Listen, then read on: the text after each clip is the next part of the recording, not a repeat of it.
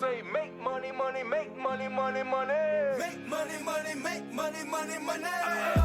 Money makes the world go round. I'm the talk around town.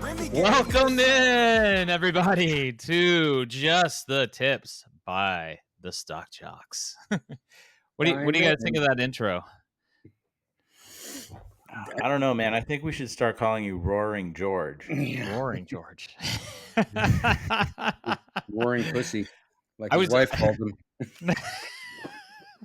Ouch. You guys are coming out of the gate punching. I'm not even in the ring today. Today we've got Gordon and Bruce going at it on a name that may or may not be familiar to you all, Nutanix. Looking forward to the main event. But for everyone who's joining us for the first time, this is Just the Tips, where we give you tips about stocks and we debate one stock in depth, both the bull side and the bear side of that stock. And so you can make your own informed opinion based on the arguments that you hear. And in the end, we'll share our real opinions. So, well, one of us may take a side. That may not be what we really think, but you'll hear in the end where we land. And before we get too far into it, I will say the formal disclaimer. This information on this podcast is the opinions of the Stock Jocks and is for educational and entertainment purposes only and should not be considered financial advice. It does not consider your specific financial circumstances or needs. Investing in the stock market involves risks and includes the potential for loss. Before making any investment decisions, you should always conduct your own research and consult with a qualified financial advisor. Right. Oh God! Unless you're buying advertising on Reddit, in which case we are an investor. We're a brokerage, apparently. They can't silence us. We're going to Facebook with this advertising campaign. So are you saying Reddit's a sell because you didn't get the results you wanted? They said that they stopped letting us advertise because they said that we're a financial service and therefore we need a specialized salesperson. Ooh, that sounds like a shakedown. Yeah, I said the same thing. I was like, I've seen one of these at dark alleys in Vegas and Miami. That's a good old public company. Some guy just out of a closet with a video camera. You're like, what's happening? And next you're going to the ATM. Well, it was a different kind of thing, but anyway. Yeah, fuck you, Reddit. Glory hole of the internet. Well, on that note, happy Father's Day to you guys. Great. Great to see everybody. Did you guys do anything fun for Father's Day? I went on Reddit. I was in this group called Daddy's Issues. It's not about Father's Day. Surprise, surprise. I still enjoyed it, though. I saw somebody becoming a daddy in that form. I think that's X now that they're allowing more explicit content. Yeah, Twitter for sure. I like the dead name Twitter. I don't call it X. I call it Twitter. Fuck Elon Musk. Fuck everybody today. I'm trying to get all potential sponsors to hate us. Gordon, are you drinking Four Loko or what's in that cup? No, I'm just hot banging. All right. Wait, we discussed that in episode 1. I'm blood doping. Came down from the Mexican mountain. For those who are more innocent, what is Four Loko? Four Loko, it's like a really highly caffeinated energy drink that I think was like banned or outlawed in part of the United States. I think it had like folks' hearts racing and stuff, but like all the kids loved it. Used to just go into a shed and vape and Four Loko all day and stuff. I think that was they banned it. It was like an energy drink plus like malt liquor in like a can that you could buy at the gas station, and people would drink it and they would like black out and go nuts and like go full blown Kyle, start punching drywall, kind of thing.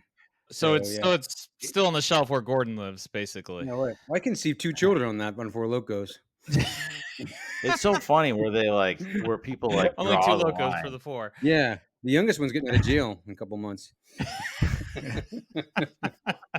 They tried her like an adult. That's what they do in Mexico. Sorry, kid. Don't do the time. Well, at least we're keeping the Father's Day theme alive. Woo, we got a live one. Let's talk stocks. Because How do we transition? Let me ask you one other question. Since we discussed on Mother's Day, the mothers run away and spend time away from their kids. Did you guys actually did you spend times away from your kids, or did you spend times with your kids on Father's Day? I was with my kids. I only had one request for Father's Day, which was To work out those pancakes. guns. No, I worked out the guns yesterday, so I just wanted pancakes. That's it. I'm low maintenance. Pancakes and guns don't go together, by the way. We're talking about arm guns, of course, which you were showing off here, Bruce, before the show, whether advertedly or inadvertently with your scratching the back of your head. That just happens, man, when you have a rock star dad bod like I see me. them twitching right now. They know you're talking about. Oh, Yeah. By the way, everybody, this is also the same day we're kicking off our Chatterbait channel. Bruce and George knows what that is. Do you want George to double click lather on that one, baby Gordon? oil. He'll see. His seat will start vibrating in a second here. way more than I do. I'm just a virgin over here. Speaking about shakedown advertising campaigns. What rubric or what? Switching gears, maybe we should turn over to the news now that we've beaten the Father's Day topic to death. We need someone to do the news alert. Oh yeah. Oh.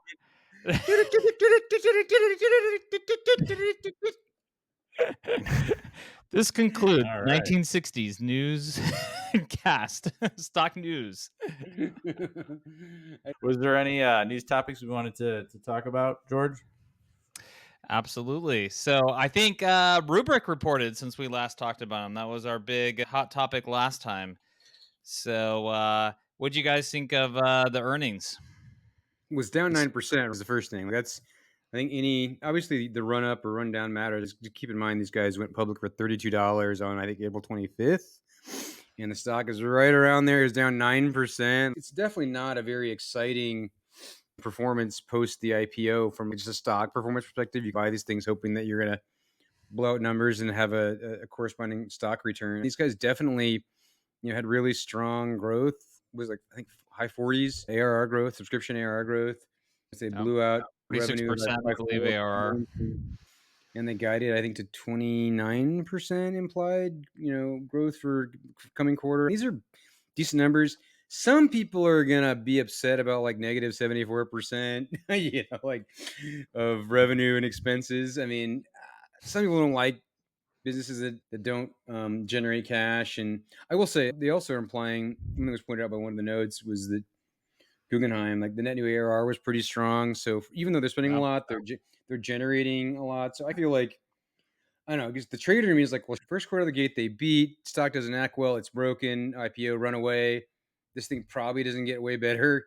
Like people are just not showing any patience with the investment and despite the growth. So I don't know how you get paid on the stock, how they can really do better unless they just stop spending, which is clearly not the playbook. So I'm kind of disappointed with how the stock is behaving. I think the growth was admirable, but looks like this is not a market that's rewarding growth still, even when you finally deliver it, for all the criticism we had about them.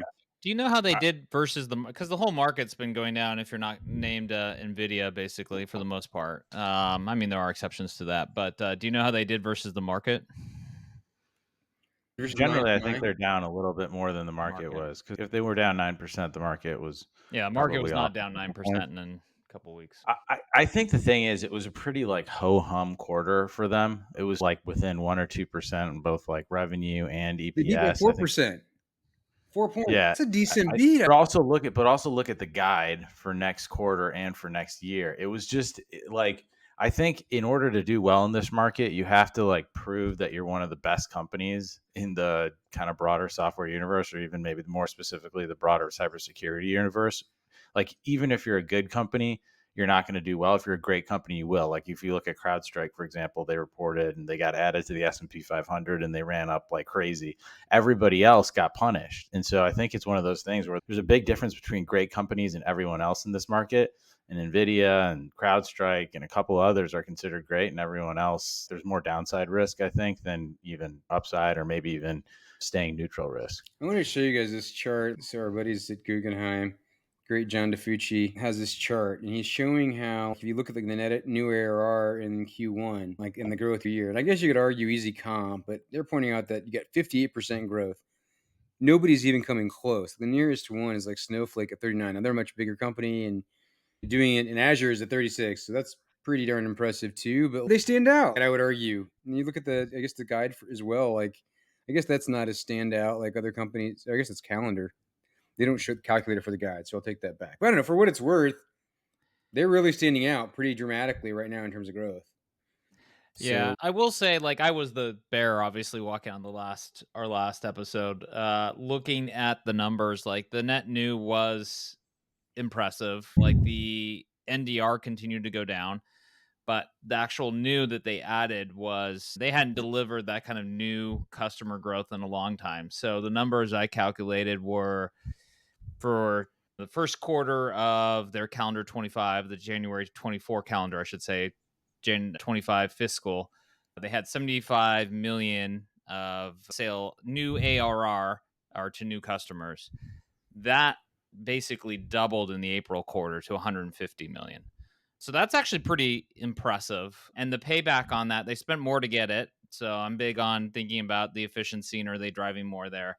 So the payback, which I was harking on last time, which was over approaching 2.5 years for this one quarter, came down to 1.1 years. So that was pretty impressive to me.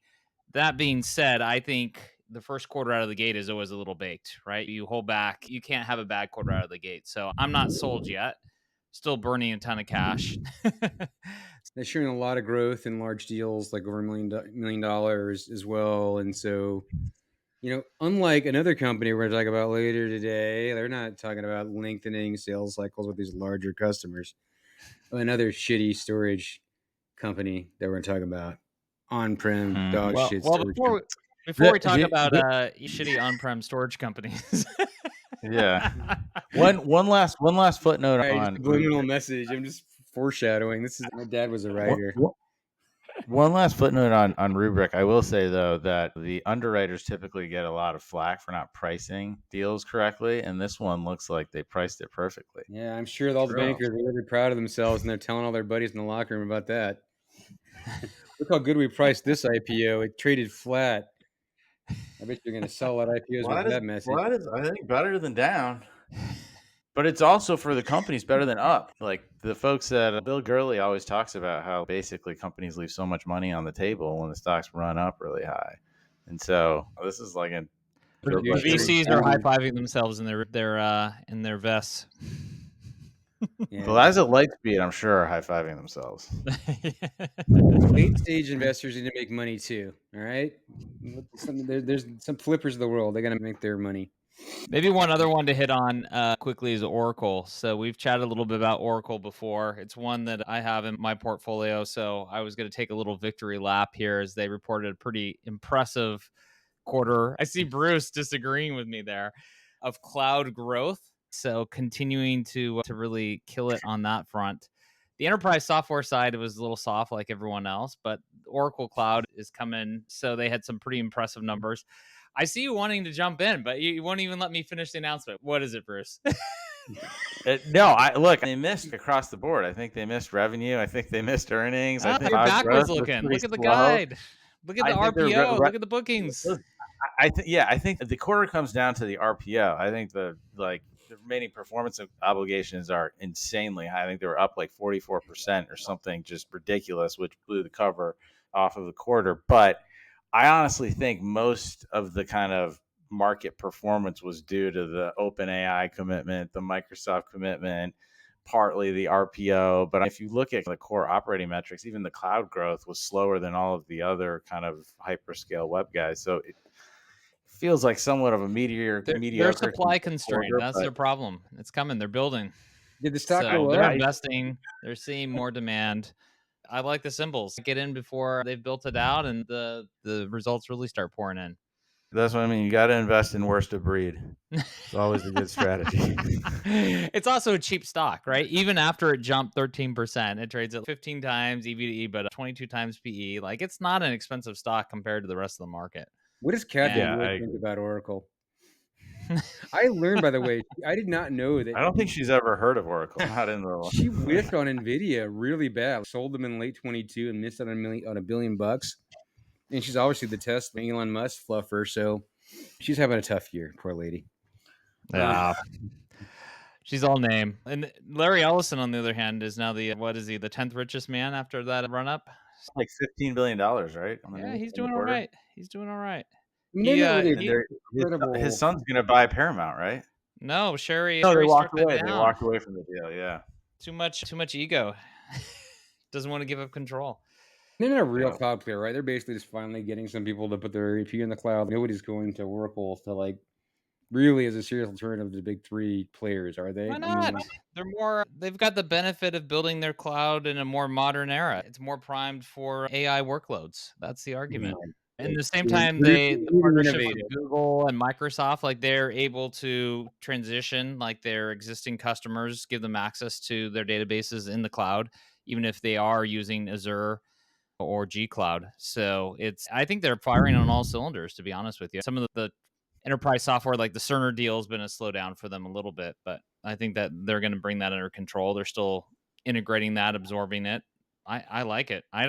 Even if they crap themselves, this is not something that's going to fall down dramatically. It's still a cheap stock. You got upside. The first few things you said were just complete bullshit. Really? Like, there's no way anybody would argue that Oracle is a better product, that they designed a clean sheet product for the public cloud that's superior. That's the first thing you said. And that would be advantage in the world of AI. Do you believe anything that you just said? Let us finish shitting on Oracle. I believe they work well for certain players, right? OpenAI is using them. What are you going to argue with OpenAI coming on there? You think there has been? I think OpenAI is really supply constrained. Like they're a business where they just need as much kind of compute and footprint as they can get. And so if Oracle can provide it, they're willing to suck it up. And if anybody else could, they probably would as well. But Microsoft has the reins there, and they probably wouldn't let Google do it, or they probably wouldn't let Amazon do it, but they're willing to bend the rules for Oracle. At the end of the day, Oracle just owns a tremendous amount of enterprise data, right? Like relationships, and there's just no getting around that. There's still just the ERP footprint of Oracle is that's just a great position to be in, and they're monetizing it successfully to some degree. But I bet you customers are kicking and screaming the whole way. And the biggest reason why Oracle's playing so well is because they were an also ran, and they're willing to just drop their pants and to be a player and probably give some things away for free just to become a player, including egress, right? They're one of the players that's very into egress because they're an also ran. So I don't know. More with the Google and Microsoft arrangements, but anyways. We'll debate that one for another day. All I'm going to say is it's been kind to me over the last couple of months here that I've been building a position. So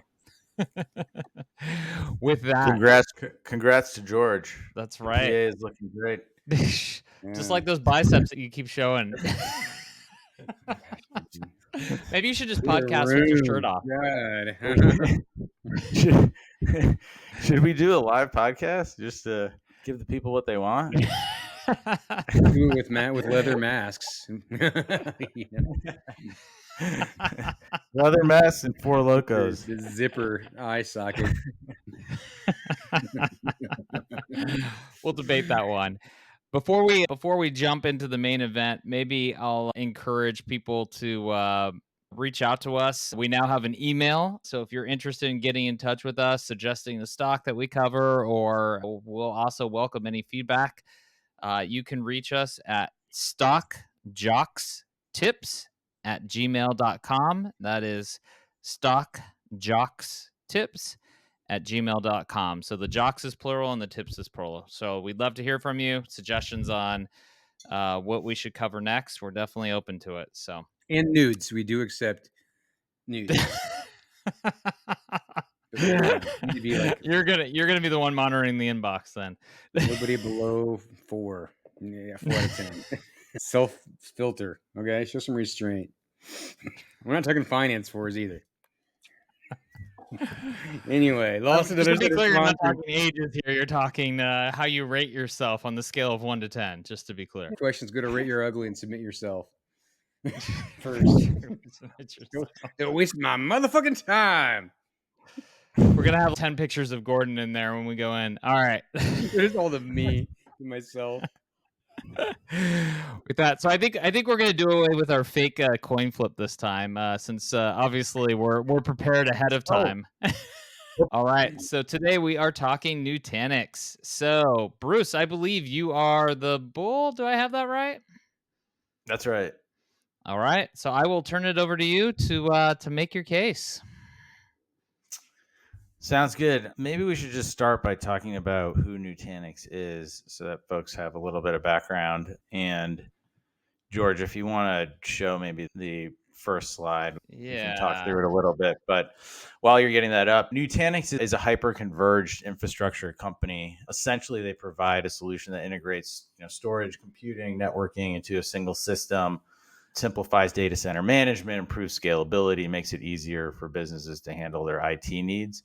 Instead of having a bunch of different things that you're using, storage and servers, networking, Nutanix combines everything in a kind of unified platform, reduces complexity, allows you to scale up flexibly, and it allows for large-scale businesses, small-scale businesses, medium-scale businesses to compete and add modules in a fast-paced digital environment. I mean, to stop you really quick, just to dumb that down as much as possible. In a lot of ways, you're just eliminating storage infrastructure, basically. Like it used to be that you would put your compute, you'd have servers, but you would attach that to a big old box from EMC. And the idea being that you could, the benefit of that is that you could scale storage and compute resources separately. If you can scale things separately and not to buy them in chunks, right? You're not leaving any kind of like stranded capacity anywhere. But along came with that super fat margins at EMC, like 60% gross margins. Supermicro just sells compute, and they're making like 50% gross, 1/5%, 1/4 of that. So I think there's some element of, damn it, like we're trying to like reduce economic rents and storage, but it's just it's not super intuitive, the idea that you would just, let's go back to deploying servers with storage attached inside of them, like PCs or something, and somehow that gives you a more fungible pool that you can scale up and down easier and is allegedly easier to manage, and I suspect cheaper. But anyway, I just wanted to add that. Yeah. And the other thing to note maybe is that Nutanix kind of moved from a hardware model to more of a software model over the last several years. They used to be selling kind of boxes that would have everything integrated into it, and they moved more towards a software model for obvious reasons. Margins and subscription are obviously stickier. The multiples that software businesses trade at are typically higher. And so it was, I think, a very strategic move on the company to move away from being more thought of more as a hardware business to being thought of as more of a software business. And I think they've been the beneficiary of a bunch of tailwinds recently. And so I think it's an interesting company to cover right now. My title for the presentation, for those of you that are listening, is not as creative as my previous ones, but it's Mutanix. So instead of Nutanix, basically, they're changing as a company. So not only are they changing from hardware to software, but they have a bunch of other tailwinds that are very specific to this market, that are allowing them to, I think, get to new highs in terms of revenue, valuation, EPS, and a pretty strong bull case all around. So with that, let's move on to the first slide, maybe. That name was sucked, by the way. All right, go back one. Welcome to the freak show, Nutanix. Okay, so here we go. Proceed. Exactly. Go back one. Yeah. So this is the only thing I could think of with the mutants other than X-Men. So Teenage Mutant Ninja Hyperconverged Infrastructure, which I think has a really nice ring to it. Rolls off the tongue. Our Gen Z and millennials are like, what the fuck are these? It rolls right off the tongue. Actually, I think rep. Teenage Mutant Ninja Turtles has withstood the test of time. They keep evolving into different like formations of their original self, which came out when we were kids. Nonetheless, which one's your favorite? Sorry, you gotta pass some witty banter in here too. My favorite one was definitely Michelangelo. I was gonna say he's definitely the stoner pizza dude, right? Well, I think honestly, like the Michelangelo case was reverse engineered by him and April O'Neil got together. Like that was implied. That was an implicit part of the whole kind of situation. And I thought about it when I was a kid. That was the rationale. But happy to defer to you guys, unless you pick like Donatello or something. Then we have to end the podcast right now. I was a discerning kid. I did not watch this. I thought it was. I like Casey Jones. I like the vigilante.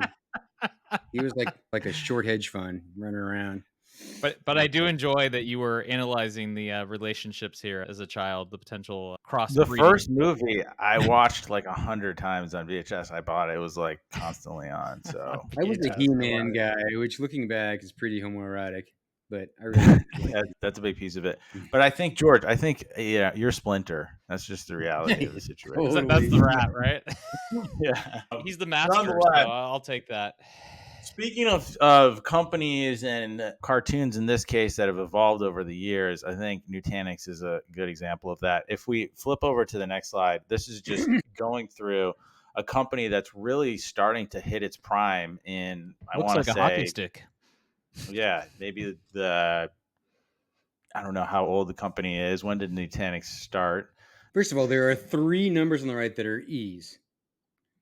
Let's just start with That's that. right. So the hockey stick is all E's. All Which is E's. So Meaning this they is have the a company. like my This, wedding this is night, a that first company. part is anyway. This is a company though that's in its 15th year and it's just hitting its stride. And we'll talk about the numbers that are estimates for folks that can't see it. I'm showing revenue on the left side and revenue growth on the right side.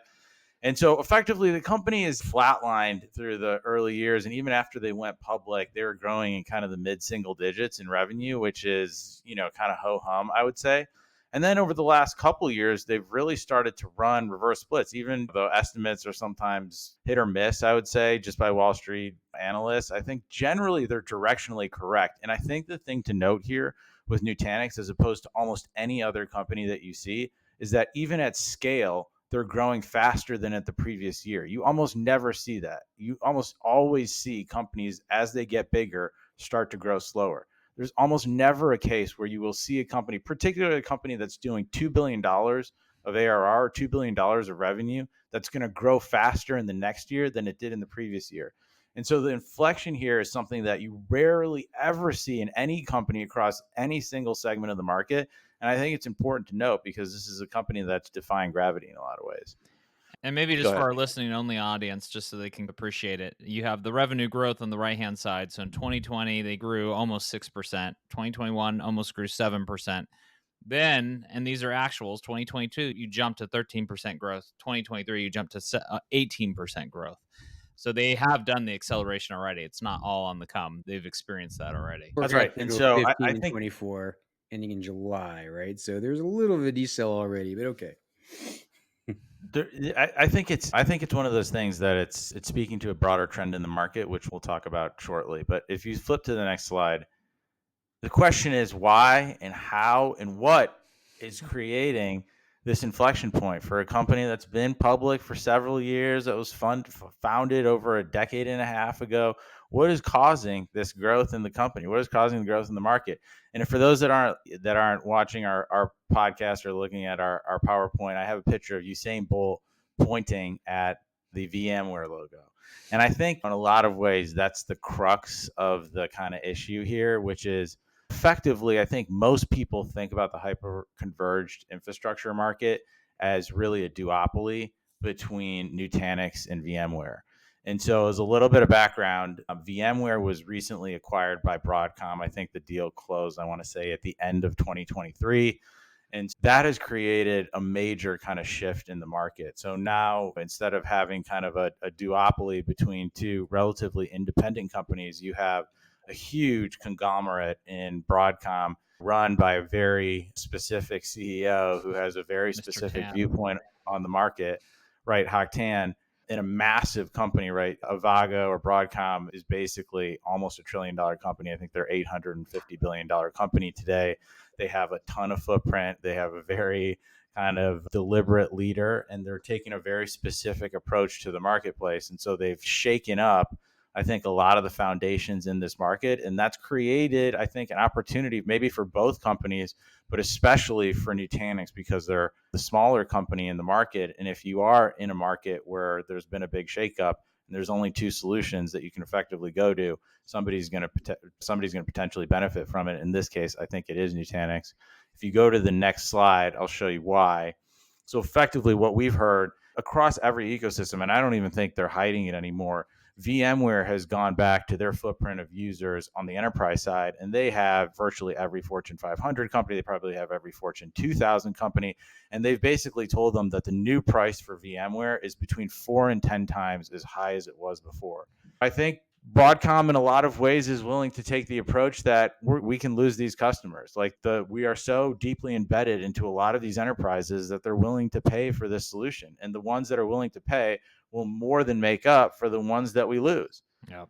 The upside to that for a company like Nutanix is they can compete effectively on price, and they can pick up all the companies that VMware is giving away or giving a massive price hike to that are now churning from the VMware platform. So I think that this is a big part of the reason why you see the reverse splits in revenue, why you see a company at scale, getting more revenue. It's really the shakeup at VMware, the acquisition of the company, the new price point, and the collateral damage that they're willing to accept. So it's interesting. There are a lot of different things here. So number one, you have 4 to 10 times price increase across the customer base. That's huge. So they're asking people to pay 4 times as much, at least minimum, of what they used to pay. I've never heard of price increases that big. Yeah, I think a lot of folks, I think on the enterprise side, are looking for any solution that they possibly can get. What we've heard or what we've read in reports is that for the largest deals, VMware is willing to compete. But what we've heard, even from the companies that we work with on the smaller side, is that a lot of these companies are churning their smaller products because they need to carve out budget to pay the new VMware bill. And that's something that we've almost never seen in the market. Even when people have built-in price increases, those price increases are based on usage, they're based on volume, they're based on inflation, but they end up being single digits, maybe low double digits, and they're heavily negotiated. You never see an enterprise company say the new sticker price for our technology, which you could churn off of any day, is 4 times as expensive as it was last year. Yeah, this is the dirty secret of so much enterprise software and just price increases driving growth, right? You get everybody in at the low price, but an acquisition unlocked this one. And I've personally seen Broadcom do this playbook in other acquisitions they've made, where we've been looking for. Most recent one, right? Yeah, SCA just did this to all the mainframe customers. Yeah, they do it over and over again. So good job, SEC and Lena Khan, on making sure you're doing your job here. But yeah, it checks out from what we've seen in the past behavior and why that stock does so well.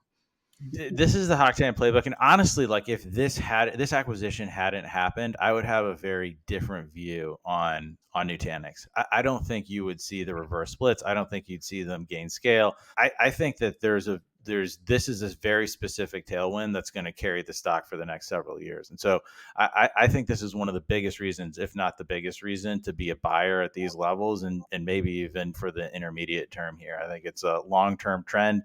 I don't think that VMware is going to back off pricing. And I think that the key beneficiary in this relationship or in this dynamic is going to be Nutanix. And they're never going to be as big as Broadcom. They could double, triple, quadruple from where they are today and still wouldn't be even a tenth of the value of Broadcom. So it wouldn't be an issue for them. Wait, what is VMware's market share in the converged infrastructure space versus Nutanix? Do you know? I don't know that offhand. I don't know, Gordon, if you have the data on that. I have something we can address in my Prezzo, but it's a little bit unclear because they sell just software now, and I think the numbers that are out there show that including the server component. So we may have to do a little math even on that. But I think it's a fair question. I think you guys are hitting on an important point, which is that I think VMware's revenue last year was something like $13 billion. The part that's really up for grabs is this tiny little sliver that's vSANs, right? Like it's virtual storage network. So it's just, I guess they're trying to launch a hypervisor, or they're trying to offer Acropolis separately, and like half-heartedly talking about them taking more of the VMware sort of vCenter market. I just got to be very careful, like what the size of the prize is. I don't know if I really have the answer. We should be a little bit careful that we don't just say, oh yeah, Nutanix is going to become the next VMware. No.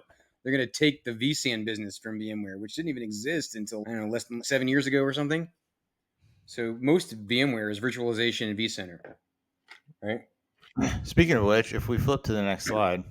Yeah. That's exactly what Nutanix is doing, actually, is they've started to be a lot more flexible with their relationships. And they've crafted a big relationship with Dell where they're desegregating basically their compute and storage.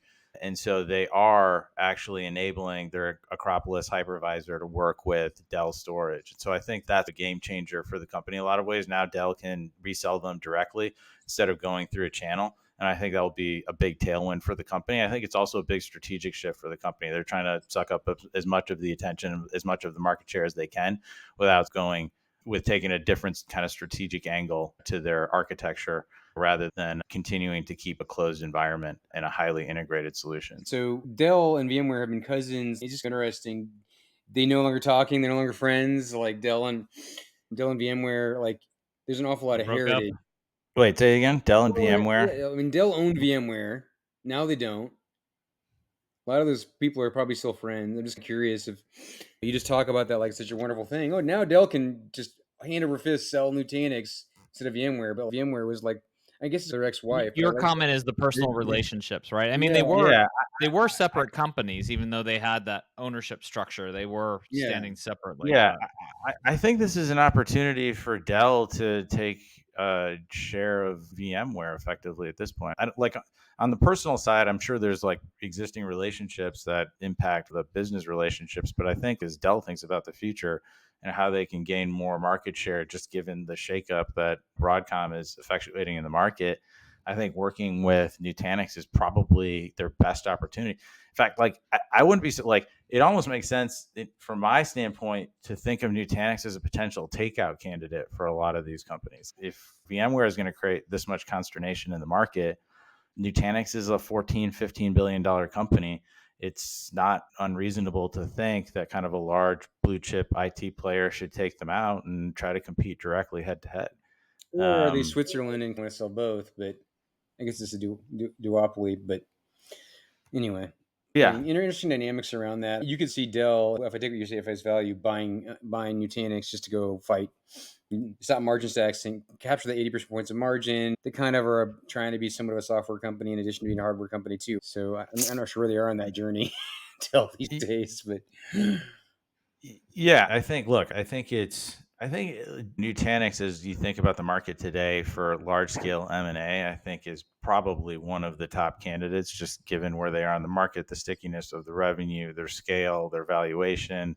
You would be buying real EPS here. You would be buying real revenue. You wouldn't have to pay over 10 times. It feels like a reasonable candidate, and especially in the intermediate term, I feel like you could get a lot of synergies from a Dell Nutanix merger, or even like another large scale IT kind of blue chip company that was looking to integrate a solution to compete against VMware, compete against Broadcom. Okay, last major tailwind, if you flip ahead to the next slide, is just, you can't really see this, but basically the blue line that's going to the top is just the hyperconverged market. I think I'm guessing that Gordon will feel the same way. I think the hyperconverged market continues to be really strong.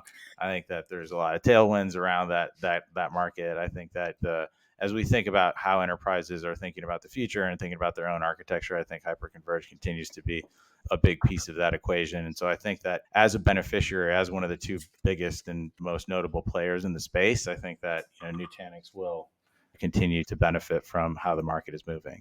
But that being said, I would say really more than anything, the two kind of Dell and the market itself are, I would say, true of a lot of different companies in the broader IT space.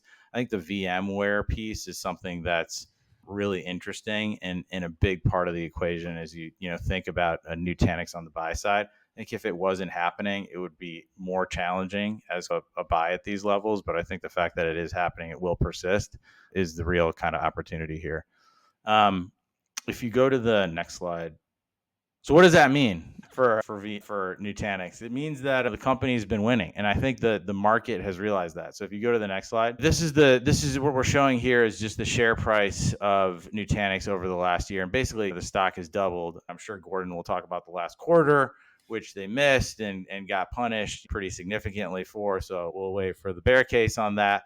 But even if you take that into consideration, I think the market really does believe that there's a lot of opportunity here in this business, just given what's happened between the duopoly between VMware and Nutanix. And so I think that even though the company has doubled over the last couple of years, as we'll see from kind of their EPS as well as their valuation, and if we come back to PEG, the company, I think, is still relatively fairly valued. I think there's still a lot of upside in this market. And if you price in the potential for a takeout, I think there's even potentially more upside here. So if we flip to the next slide. So the streets are watching and they like what they see a lot. So this is the meme of the guy with a girlfriend checking out the other girl, and the other girl is Nutanix, and the guy with the girlfriend is VMware, which I think is like probably one of the most appropriate memes that I've ever put together. Is that from Say your incel group on Reddit?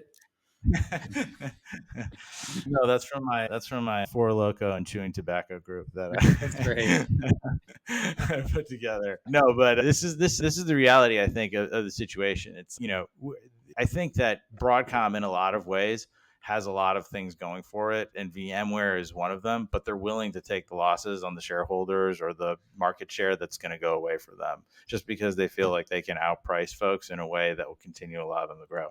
So if you go to the next slide, let's just take a quick look at sort of what has happened to EPS over the last several years. And again, several of these are estimates, but I think they're generally directionally correct. So if you look at kind of 2020, 2021, 2022, company was trading on effectively revenue and then negative EPS. They went from negative 250 to negative 150 to, I think that says negative 50 cents. And then in 2023, they posted positive EPS. So they posted 60 cents of EPS. And then in 2024, the estimate is to do 130, kind of flatline in 2025, and then grow pretty substantially in 2026. And so as we think about a company in today's market that is EPS positive, so it's a profitable company, these are companies that trade primarily on PE or PEG ratios, as we've talked about in previous podcasts, and less so on revenue. And so I think you can really take a look at what the value of a company like Nutanix is by taking a look at what their EPS growth will look like, or what you project their EPS growth to look like over the next several years. And as you look at a chart like this, and granted, a lot of this is Wall Street estimates, and sometimes it's a little low, sometimes it's a little high, but it's probably the best that we have. And like I said, I think it's directionally correct. This is a company that's going to grow by effectively 45% CAGR over the next kind of 3 to 4 years. And if you think that 45% is the right kind of number, then effectively they should trade at a 45 times PE. And so if you flip to the next slide, 45 times PE. I mean, I'm just going to let you for a second get away with starting with the 57. It's fucking amazing sell sleight of hand there on the kegger, but okay. Go ahead. Keep going. Next slide. Get off the slide. It's an embarrassing slide. I can't see it, but effectively, it's basically they're effectively trading at 45 times PE. And I don't have the best kind of comps data here, but I think 40 myself. So yeah, we'll have a similar number. Okay. On next so we have similar data. We have similar data, but basically they're trading at almost 1 times PEG. So I think in today's market, it's effectively a fair valuation, just depending on where you think the EPS is going to grow.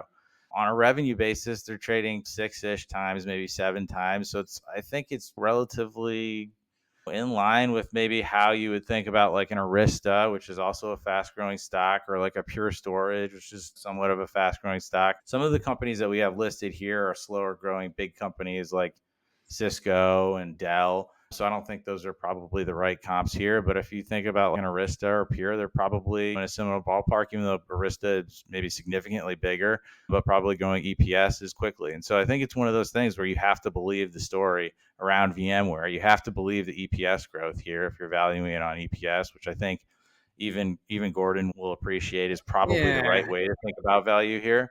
So he's probably gonna come up and paint a picture about enterprise sales taking longer and slower to effectuate, and VMware not backing down on the larger customers. Said that. But I think if you believe the broader story around how this transition is happening in the market, and you do think that EPS will continue to significantly appreciate, then this is a fairly valued stock, maybe on an EPS basis. If you think they'll beat EPS, obviously it's lower valued. But I think in a lot of ways, this is the bull case for the stock.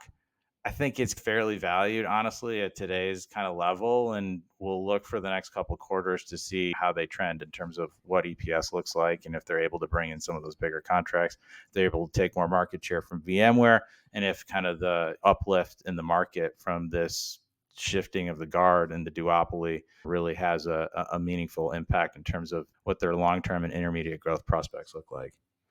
By the way, I thought you were joking when you said a 45 PE, but you weren't joking. These guys, I'm surprised how highly these guys are valued. To be honest with you, it's really the stock has doubled in the last year. It was trading at like 20 times, now it's trading at 40 times. I mean, but it makes sense. Like you have a duopoly where you have like your biggest competitor go away. I mean, it's not a tiny company, but it's like a $14 billion company. It's not like a $200 billion company. So it's like moving in that level and that range of stock, I think, is just much more manageable than if it was bigger.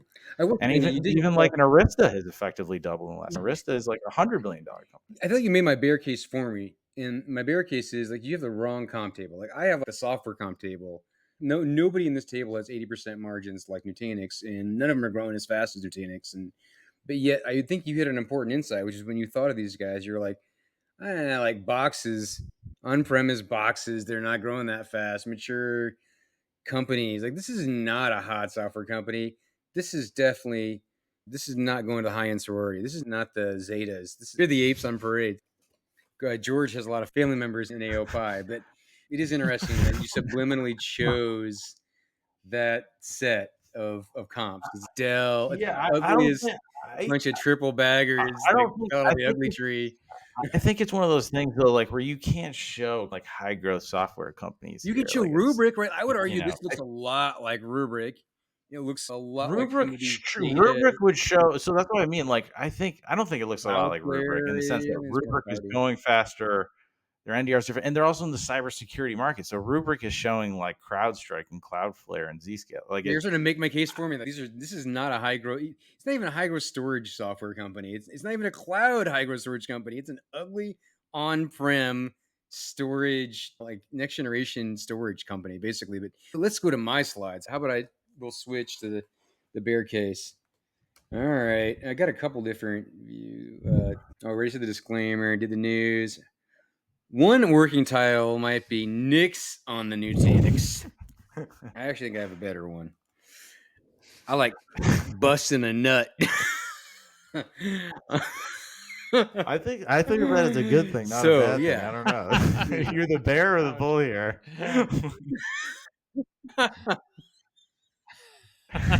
Anyway, it's been a good thing for me a good portion of the time. There's been tears, there's other times, but anyway, moving on. Anyway, worst fucking brand of any tech company. Let's just start there. It's a miracle they've been successful with the name of a cereal for their company. Is that a real cereal? GPUs for NVIDIA. Nutanix through AI. So like this is like me running Gen AI on Nutanix. I like the General Mills symbol that AI cereal. put in there anyway. In the top. Yeah. I'm trying to count the fingers on like what is this mascot? It's the new CEO. What's his name? Anyway, Nutanix. I sent this to one of the sell-siders. He thought this was hilarious. So anyway, I would point out too, by the way, these guys have had a renaissance. Like this is never an amazing chart, but they certainly had a re-rating. Like they are trading in sales now 40%, still 5 times next 12 months is not insane. Yeah, I forgot, right? So I mean, we're on 25.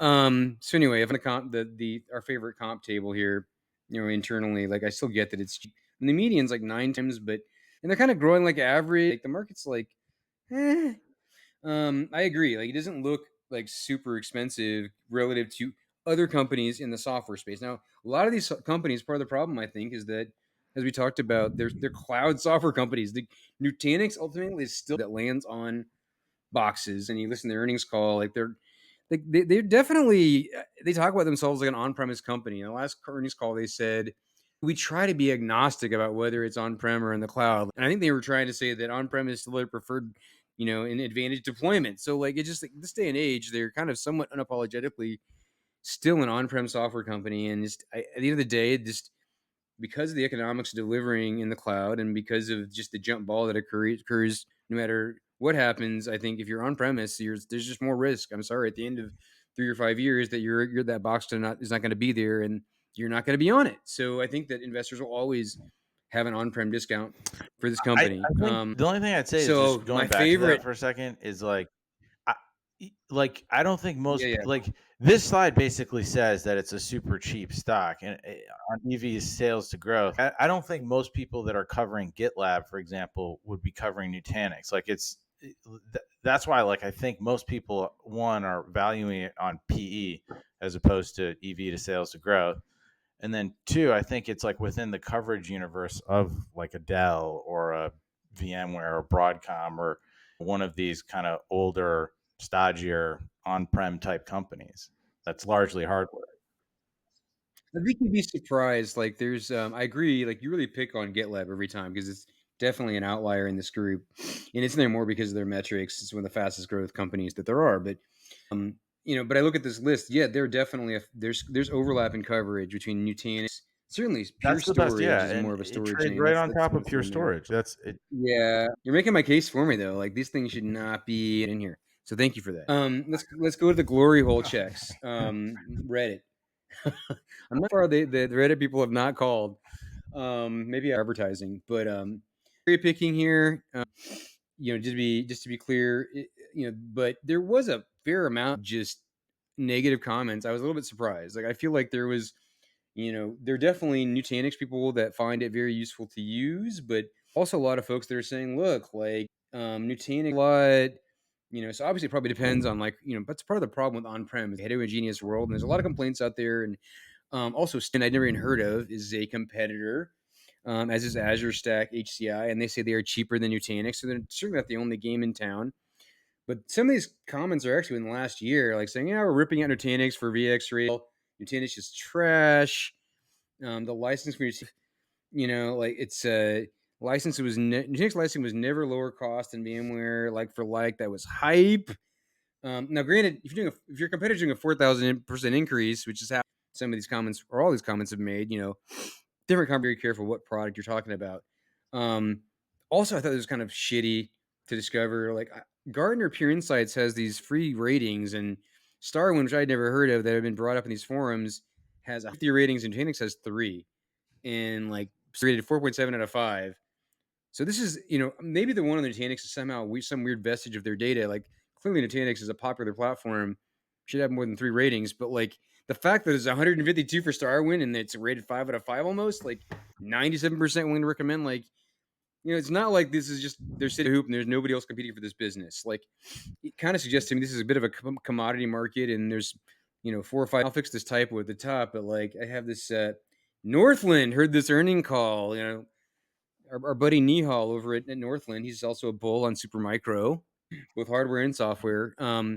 But basically saying, hey, we don't like their story that they're saying that they're near term. You do allude to this, Brucey boy, that ACV growth. And they're saying, hey, look, large deals. Nihal's saying, hey, wait a second, you guys ought to be like the smaller customers ought to really be running into your arms from VMware, and that's not happening. It's a bad sign given where Nutanix has been positioned, historically, our customers. Why aren't they winning money in the last, at least among that group? If Broadcom is not fighting to keep those customers and raising prices, like, what gives? Like, something smells funny, and so Nihal threw in the towel. So that was interesting. I also find this, we talked about like what's their market share, and I really don't know. Like, this is saying that it was $1 billion in 2023, and these guys just did kind of like 1.5. I think that probably shows less. I think their shares higher than that because that's just the software piece, and so I think you'd have to take like probably 4x that. I kind of wonder like if they're like over half of the infrastructure market. Like, I need to this again, but I would just say I'm not super like bulled up by the fact that they're saying this market's growing like 23%, and yet the estimates show these guys growing like 15, so they're undergrowing the market. Like, I don't know, man. Like, I look at these numbers and it doesn't seem like like they have a whole bunch more share to gain. It doesn't seem like they're really gaining a lot as of I share. look at this slide, I think So it's a good good. point on the bull side, right? Like it suggests that the market is huge. If the Yeah, market's the growing market is 23%, huge. that's It's getting good. even huger, You and know? it's growing by 23% a year. I mean, Is it though? Like, if it does, I think this includes hardware, right? Because it includes Dell, Nutanix, even etc. So it's even if it higher spend includes for the hardware, it box. still feels like a market that's going to be over $60 billion. Even I don't know, hardware.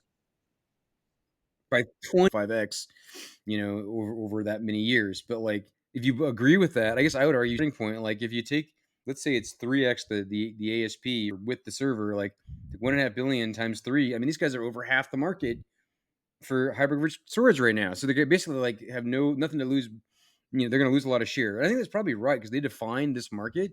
They're probably over half the market. So if you believe these market research shills that just throw out numbers, as we talked about in the past, like they always have super aggressively positive forecasts, especially for infrastructure. Massively wrong. If this is right, yeah. I don't know if it's right either, maybe. but let's just assume I'll the put it, we can software have piece is half of the market. So by 2032, it's $30 billion. They're at $2 billion today. That gives them a lot of running room, I think. Yeah, again, it seems a lot, but and this is their ACV billings. Yeah, I mean they've been growing in the last year, but like it's kind of flattish. That's certainly it'll be it's a much tougher comp as that 68. So anyway, here's some inspiring quotes for this call. First, here's your whole thesis, and they had a chance, and okay, they're not in the business of raising expectations, but if you're like Brucey Boy and you've got a raging hard on for this share loss story, like here's management's answer to that. First, yeah, pretty much VMware customers have all signed, multi-year ELAs, and a lot of those happened like right before the acquisition ended. So that was the first thing they said. They said, as we talked about, you have to have a hardware refresh to run ACI. So got to basically wait for the server to die, for us to start buying new servers before we can get in there. And, by the way, Broadcom drops their pants on pricing whenever there's a big cut. Great story here so far about their this huge VMware thesis. By the way, I would be curious if you guys have really seen somebody make a lot of hay from one of Hauk Tau's acquisitions. I mean, this is their playbook allegedly. So we're amazing stocks and winners that where Hauk Tau, came in and just lost a bunch of share. I mean, the reason why he's buying these guys is because he knows he can raise it and people will not fire vCenter. I mean, the fact these guys aren't seeing a huge uplift in business right now is like Nihal probably sees is a huge warning sign, like not just crushing it right now. By the way, getting 40 times. This is next 12 months. So I ran this on Friday. So I think my numbers are probably But I fresher. would, So but I think that they are. PE. I mean, like the stock's up 2x and up 100% in the last year. I think if you were a Nutanix holder a year ago, you're like, you guys just keep doing what you're doing. Yeah. Well, at the end of the day, I'm going to argue that markets are forward looking. Fine, the stock's up. It came back from the dead because these guys were just trading at such a low valuation because it was. I think you maybe have just made the bear case, which is that stock's probably doubled on the anticipation of this thing closing, and now it's like fully baked in, and now they're just asked to execute. They're just like sucking. We need multiple years. Large customers are not exactly running into our arms. Here's a great title for it. See, I'm going to just drive this Nuttin thing home. There was cereal back in the 80s called Nutty. Does that not exist anyway, anymore? I digress. This looks like the bull slide. No. See, this goes back to this is really important. The dates are important. So forward looking, there's no 57 on here anymore, Brucey boy. So your little kegger that you were talking about, 40% has completely fucking disappeared. This year they're gonna grow a whopping 15%. So even if I like lop off July and we do a time machine, maybe they're gonna grow 30 to 34%. They're trading at 40 times earnings. Like, I mean, they're not insanely expensive, but they're not exactly screamingly cheap. I growing. Think, look, I think it's just a difference of like where your EPS estimates are, and I think they're both basically vertical. It's just a matter of like how vertical your slope is versus how vertical my slope is. You took their first year of profitability and included it in the kegger. That's not forward looking. That's historical. You can't take a historical year and take that low number and then just use that. I mean, July 24th ends this July, right? So we are in that year. You can't use a past year. Again, right? I think it depends on what your estimates are. Like this is a vertical chart. Like most people are growing EPS like 10, 15, 20%. Yeah. This is still growing like 30, 35%, even in the bear case. It shows them still kind of getting leverage because their model just turned to profitability in 23. So anyway, I would argue that 40 times earnings, like this is not a 40 times earnings. Like Cloudflare is growing at 40 times earnings. Like what's their earnings growth rate? But it's probably 40. Cloudflare trades on revenue. Right? So they don't these guys trade are on not EPS yet because their EPS hasn't caught up with their valuation. So it's like that. Those numbers are like highly distorted. Their scales are pretty similar. Right? Revenue could be, but the EPS, like this is a stock that trades on EPS. Cloudflare is a stock that trades on revenue. Yeah. Well, I mean, yeah. Well, we'll see. Like, so I would just argue let's just go back to the original argument, which is PEG is kind of like one-ish. Like these guys really greater than one. Like it's not screamingly cheap on earnings. Like, I really can't use the 57 cents. We'll let George break that tie. How about that? I'm almost done here. I mean, basically, just to say here, the conclusion is just remember, comp table. Bruce had the right comp table. It's on-premise storage. Basically, it's on-premise infrastructure. You should not be paying 7 times, 6 times for this Hadoukey for Nutanix. I think the VMware sharing opportunity. Bring me all the examples of how the incumbent raising pricing created some awesome business opportunity. More often than not, the stock gets way ahead of that. I think the stock prices that in. It's a great trading idea, but I think it rarely shows up in the business results. Hauk Tau, you're betting against Hauk Tau. Good luck with that. Elongating sales cycle. We just got this news from the company. There's a cockroach. You usually have a stock kind of, blow up after a slowdown sales cycles among large customers. Buying that first dip is not a great strategy, would be my guess. The quant study to prove that. And again, 40 times earnings next 12 months, that they aren't even growing 40%. Earnings estimates are on the come. So, I'm just not excited about it. I think they're obviously interesting franchises, defensible franchises than this. I'm going to take a pass. And honestly, that's actually kind of my real answer, just to put a bow on that. I'm just not excited about it. To me, it looks expensive. Maybe they're accelerating. Maybe they'll get taken out. That's not a thesis, but I just still feel like it's kind of like it's a lower feature, lower growing, larger, more mature rubric. I would rather own rubric here than Nutanix for sure. And that's not really necessarily always the answer. Is there something else I'd rather buy? But these two are so similar, I feel like. And I think purity. So I'd rather kind of buy our friend rubric at this gen and watch them kind of get more profit. So my actual view on the stock is I actually think that it's actually a near-term buy. I don't think there's 300% left in the name kind of thing, but I think that I've never seen this level of dislocation in an established enterprise market. So much dislocation that it's actually impacting young startups that I work with in terms of them having real budget constraints around enterprises having to shift their budget more to VMware just to pay the new bill. I've never seen something like that happen in the market. And I think, By the way, that's really interesting point. Saying, oh, they're really excited because everybody's like, fuck, we have to fire VMware. They're saying, oh shit, we have to pay this bill. We're not running into the arms of the startups. We're paying it to the point I think the reality else. is, though, That is you'll a see strong more claim churn for from VMware than you've ever seen before. I think that without a doubt, even Hauk Tau would admit that they'll see more churn in VMware than they've ever seen in the life of the company, and that churn is going to run in one direction, directly towards Nutanix. And so I think that in the intermediate term, especially off the weakness in this quarter, I actually do think it's a buy. I think it is very fairly priced in the sense that you're not getting a discounted stock that's on sale kind of thing. But I think that there's so much opportunity in this market, especially in the near term. There's a couple $1 billion left that's up for grabs that's going to be churned off of VMware that Hauk Tau doesn't care about losing, that Nutanix will pick up. And so I think they'll be a huge beneficiary there. So my view actually in the near term is I am actually a bull here. I don't know if that trends in the 2027, 2028 timeframe, but I think in 2024, 2025, I think this is a interesting name. There's a lot of near-term dislocation. I think there'll be a big uplift here in the name and the stock. By the way, here's another counterpoint. So the HCI market, according to the 6th Sense, I don't know if this is really clear, but they're saying that Nutanix has 58% share, 10%. So if the real answer is they're going to take those 10 points of HCI share from Dell, who gives a fuck? Now, if they're going to become the next hypervisor and replace vCenter, let's have a conversation. But I don't think anybody's saying that. They aren't even sounding properly yet. So kind of feel like, we're just fucking with numbers,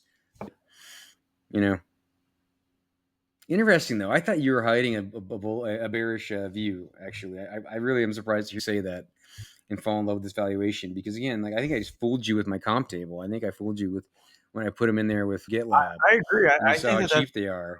But as soon as you put them in with their real, I agree. I think that is Dell, actually the wrong comp set. I wish it was a shit. high growth software name that would trade and it would look super cheap. No, I know, 80% gross but percent, they're look, growing I think it's 50%. almost I mean, like that's Rubrik, who tries to trade as a pure security name. It's like the market sees right through it and consider them a storage company. I would love for Yeah. Nutanix to be a pure high growth software name. The markets will see right through it. So realistically, I think you should look at like a Pure Storage or like an Arista as the natural comp here. George, bring us home. And they're you guys are tossing me up here. Yeah, you're a true one. I mean, I guess the fact for me of how much of VMware's business really sits here is up for grabs is a missing data point that I feel like I would love to wrap my arms around, and it may not be possible because they just don't break it out. And it sounds like the analysts have a lot of different opinions. So it is hard.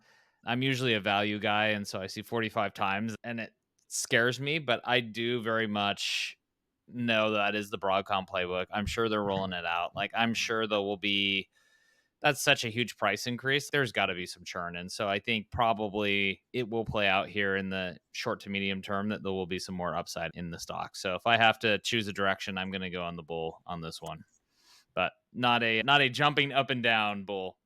I mean, I just gotta say, man, these storage names have always done us wrong. Like, even in comm equipment too, like these 80%, like they kind of just they kind of screw people for a really long time until like they get sold. But like you can really just waste a lot of capital and time waiting for these things to get better. My experience has been like these kind of names, like the first big miss, sell and go away for a long time. Like, at least there's a story here to soon. support why you believe it. But if it was nothing else, yeah, I'd be running the other direction. I wouldn't be excited about hyperconverged storage on its own, or hyperconverged infrastructure, I should say. Yeah. Okay, well, so I won. Right? I had to stop the fight. Your nose is bloodied. Looking a little crooked. You won the battle of bad gifs. Gifts or gifs. You won the Nutanix. You won the race. You won the race for Bustin, who can pack as much Bustin tobacco on the podcast as possible. I'm gonna email IR in the marketing of a Nutanix and just be like, I got a new motto idea. Got a new cereal you guys can hand out next year. Bustin and Nutty next. All right. 25. On that note, on our marketing chops, thank you everyone for joining. Hopefully you enjoyed. Please rate and subscribe and share with your friends. We appreciate you passing this along. And as we always say, bulls make money, bears make money, and pigs get slaughtered. Pigs get slaughtered.